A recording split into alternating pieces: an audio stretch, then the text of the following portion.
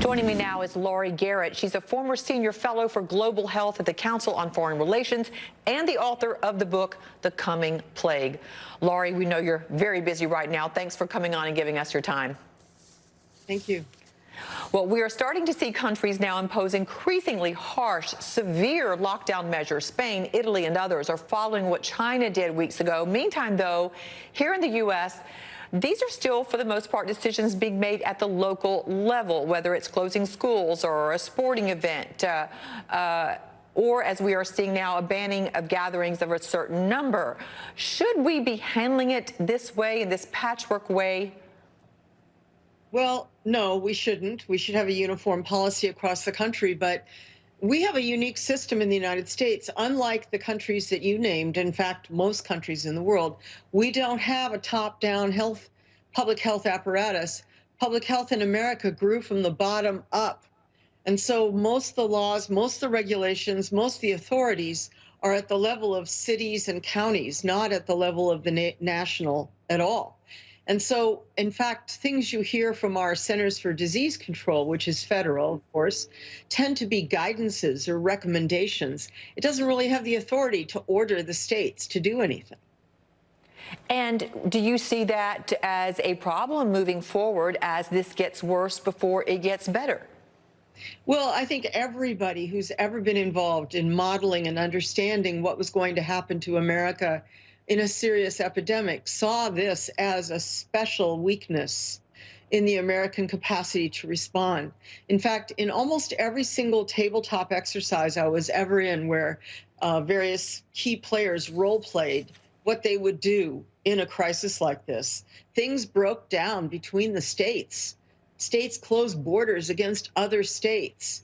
And well, we haven't hit that point yet, but without really coherent, clear, powerful guidance from the federal leadership, the states are left to just scramble and make up their own policies as they go. And you drive, across the state line, and it's a whole different set of epidemic policies. Yeah, absolutely. I wasn't sure about whether to cancel my destination wedding that's coming up in 2 weeks. Just did, thanks to the CDC saying don't do that if for any gatherings are 50 or more. Of course, that came from the CDC as a suggestion. You talk about the need for coherent and clear leadership. We've been hearing from the Trump administration about these tests that would be available, which are not yet available. Do you think they've come from behind? The Trump administration will be able to give that coherent and clear message, the structure that this country has been needing and been asking for? I don't know.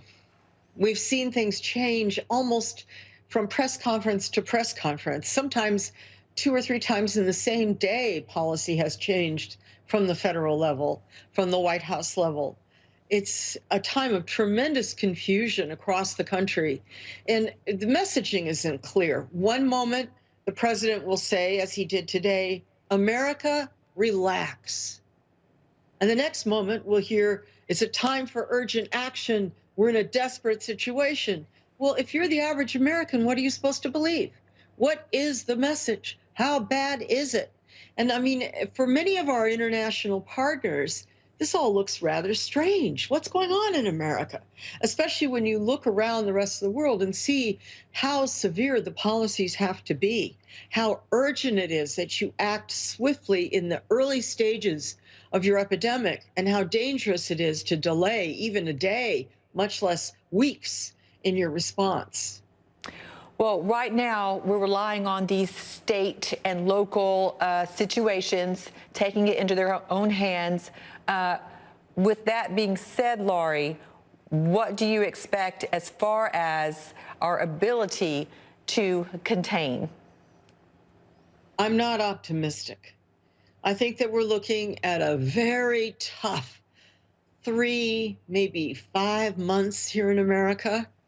I think that we're going to see tremendous differences in how localities respond. It's going to continue to be quite frightening and confusing for most Americans.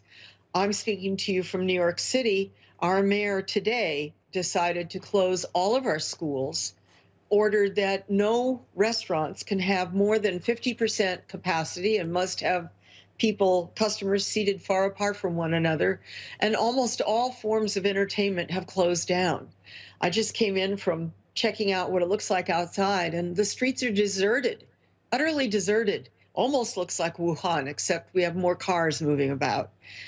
But I tell you, you can go, 20 yards in another direction or 5 miles that way, and the picture will be completely different.